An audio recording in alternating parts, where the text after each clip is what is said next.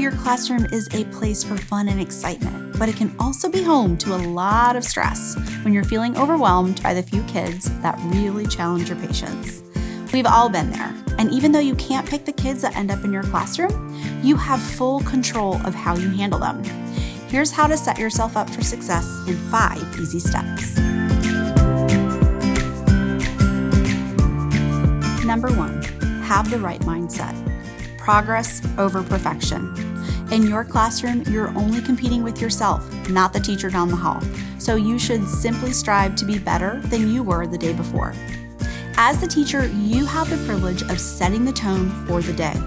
Refuse to hold grudges, whether it's with the difficult child who pushed your buttons the day before, a coworker who got the raise you deserved, or the director who cut your break short. With the right mindset, you can start each day with a clean slate and a grace mentality.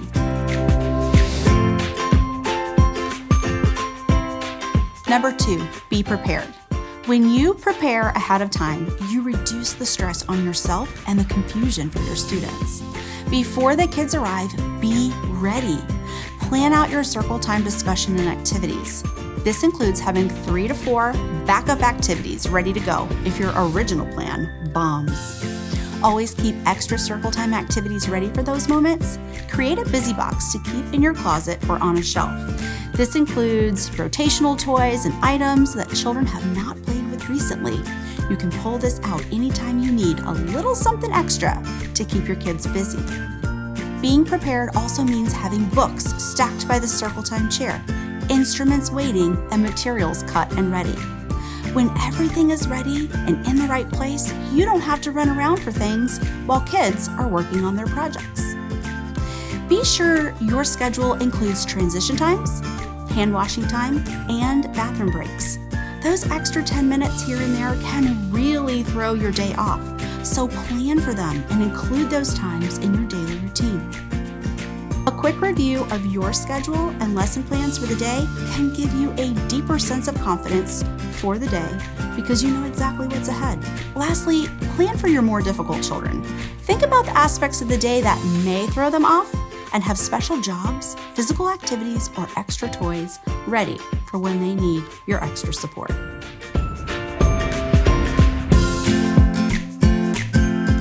Number 3, set your classroom up for success.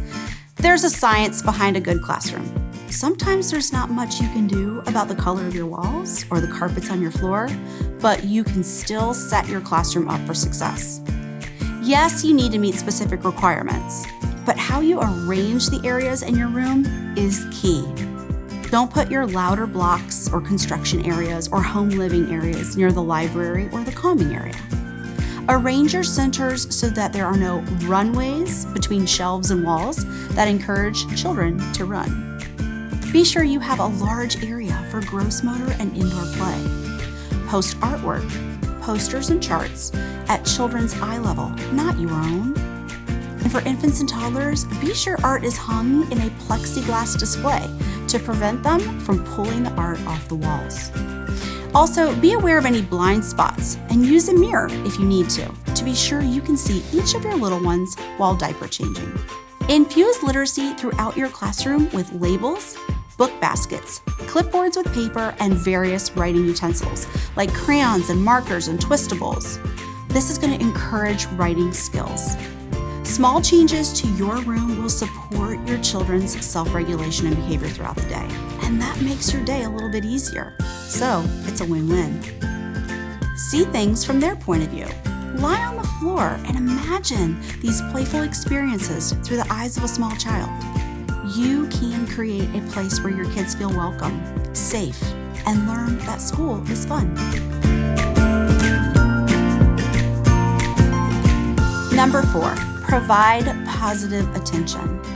Every student in your care is different, and because they're different, they're not all going to act and respond the same way.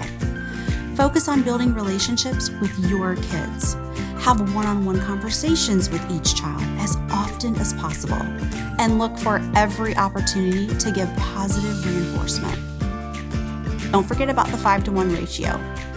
Offer 5 positive statements for every 1 corrective or negative statement. This is especially true for your most difficult children. Praise them often. Reward them for using their walking feet, keeping their hands to themselves, and being in the first-time listeners club. Even if a child can sit through 3 minutes of circle time successfully, praise them immediately.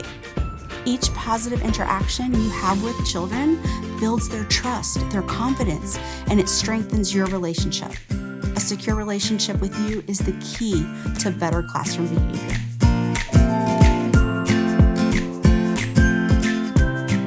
Number 5, be proactive.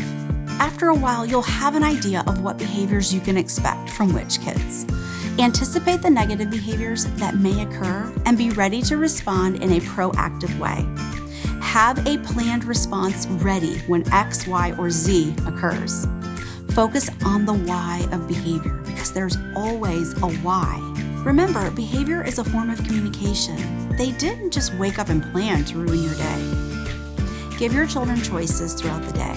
Let them choose their centers, where they'll sit, how they'll walk, which books to read, which songs to sing, and which transition games they like. Use a job chart to give them responsibilities so that they learn your class needs them and their contributions matter. I hope you're able to use these strategies to make small tweaks within your day and feel even more empowered to make an impact in the lives of your students. Starting with one of these steps today will help you build community and connection in your classroom. And never forget, your work is among the most important work there is, and we appreciate you.